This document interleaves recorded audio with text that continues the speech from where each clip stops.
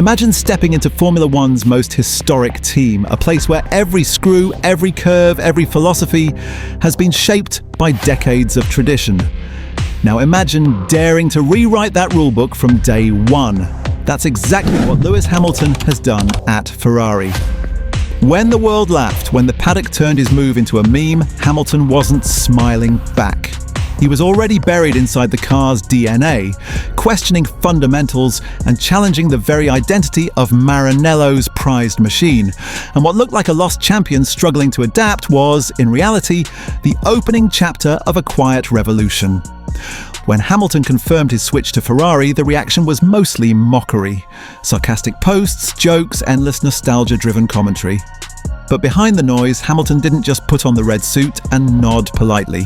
He opened the car up, literally rebuilding, and it unsettled people. What looked like decline from the outside was, in truth, the first strike in a silent standoff. Hamilton's razor system, he's reshaping it from within.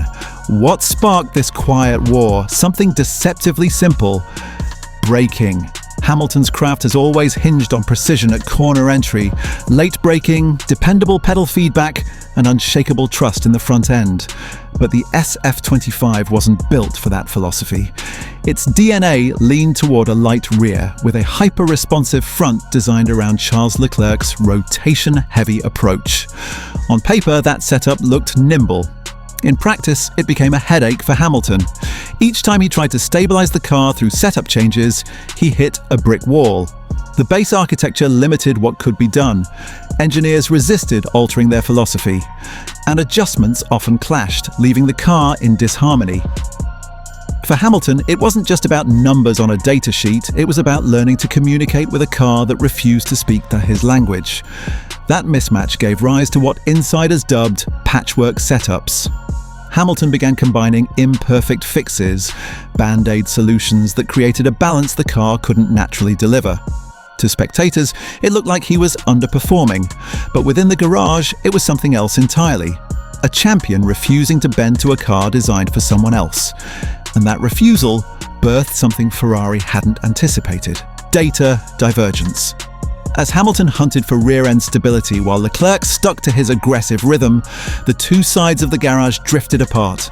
Telemetry stopped being comparable. What worked for one driver destroyed the other's flow, and Hamilton made sure the silence didn't last. He submitted extensive documents, not just setup notes, but critiques of Ferrari's internal structures, communication flow, and weekend strategies. This wasn't an emotional rant. It was a structured blueprint, a roadmap for how Ferrari could operate at the microscopic level of precision Hamilton demanded. But for the traditionalists at Maranello, it felt like provocation. Hamilton wasn't adapting to Ferrari's way. He was questioning the very core of how Ferrari operates, builds, and responds under pressure.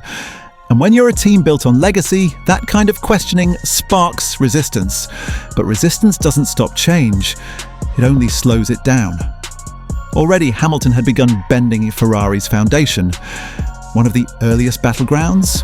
Something fans rarely think about: pedal positioning. For Hamilton, it wasn't about comfort. It was about pressure sensitivity, muscle memory, and response time, all crafted over a decade of dominance. At Mercedes, changes like this were standard.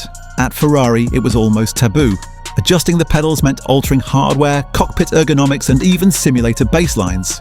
It clashed directly with Leclerc's setup and forced uncomfortable debates over standardization.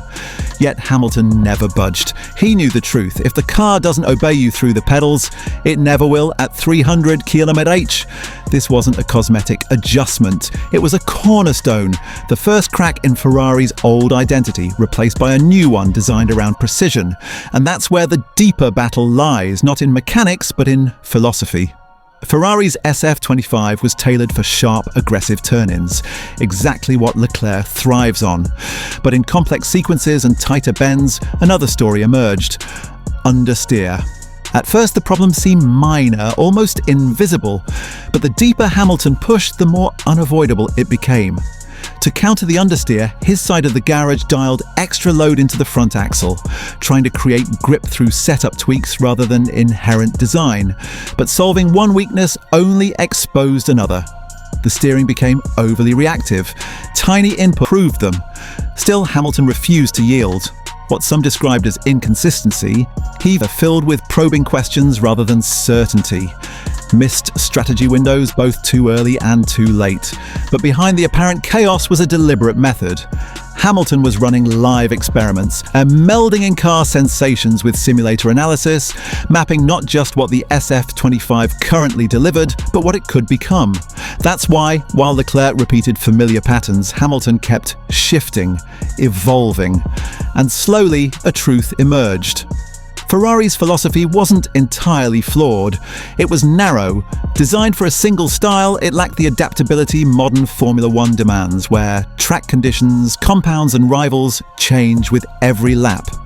Hamilton's so-called patchwork setups weren't random trial and error. They were forced improvisations inside a rigid box. And now that realization is filtering through Ferrari itself.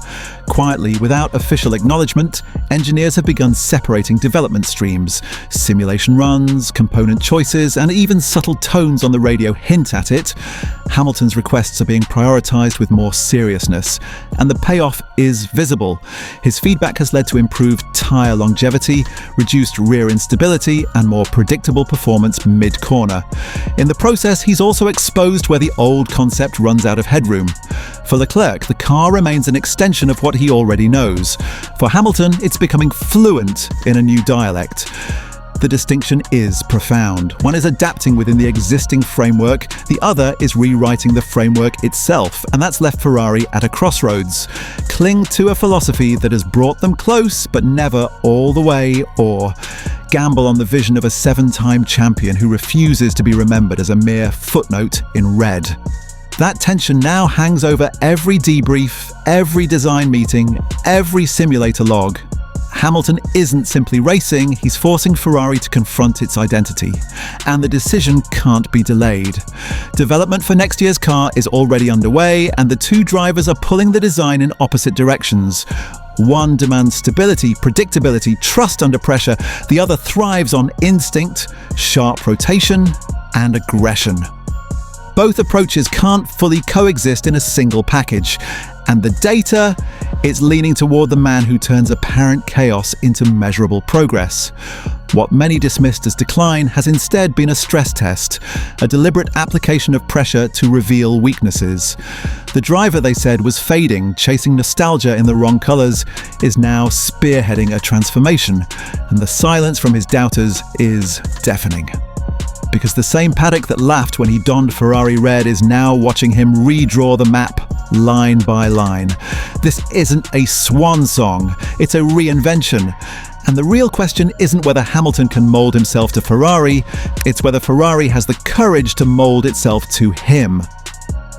So what do you think?